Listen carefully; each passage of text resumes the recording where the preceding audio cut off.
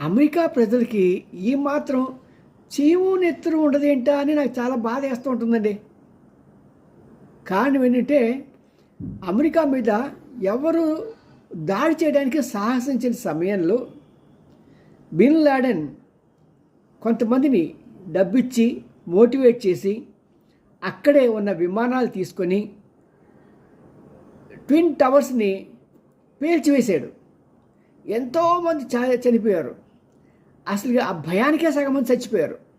ఆ మంటలకి ఆ బిల్డింగ్ లోపల ఉన్న ఈ ఐరన్ వస్తువులు కరిగిపోయాయి.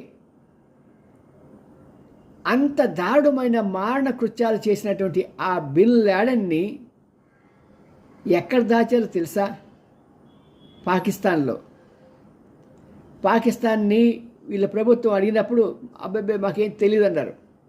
కానీ ఎవరో ఒక మహానుభావుడు ఉప్పందిస్తే సరే అని చెప్పి అక్కడ వాళ్ళ పోలీసు రీతిలో సిఐఏ వాళ్ళు పరిశోధిస్తే వాళ్ళకి తెలిసింది వాళ్ళ యొక్క ఆర్మీ సంరక్షణలో బిన్ లాడెన్ చక్కగా హ్యాపీగా ఉన్నాడని.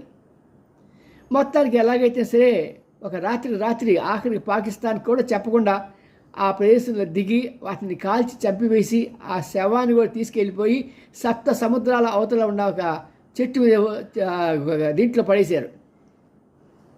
అది గతం.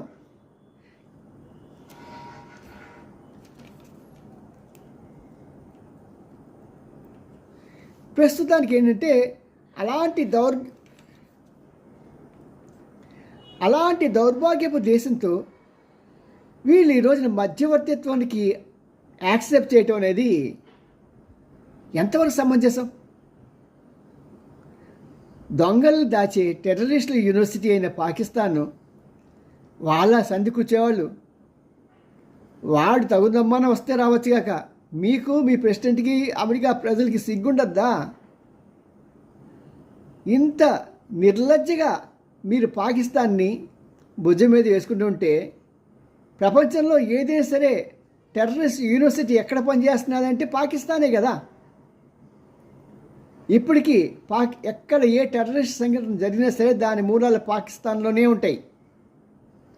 అయినా సరే మీ రాజకీయ నాయకుల యొక్క అవసరార్థం పబ్బం గడుపుకోవడానికి ఆ దేశంతో ఆ దేశ నాయకులతో చట్టాపాటలు వేసుకొని యుగల గీతాలు పాడతారే, అంతకన్నా కుసంస్కారం ఏది ఉండదండి. అలాంటి దౌర్భాగ్యాలు తీసుకొచ్చి ఇరాన్ అమెరికాకి మధ్య వాళ్ళు మధ్యవర్తిత్వం వహించమంటే ఇంతకన్నా ఫలితాలు ఏముంటాయి? తప్పెవరిది? మీదే, ఈ ప్రజలదే, అమెరికన్స్దే, అమెరికా ప్రెసిడెంట్ది. సీఎం రామ్జీ.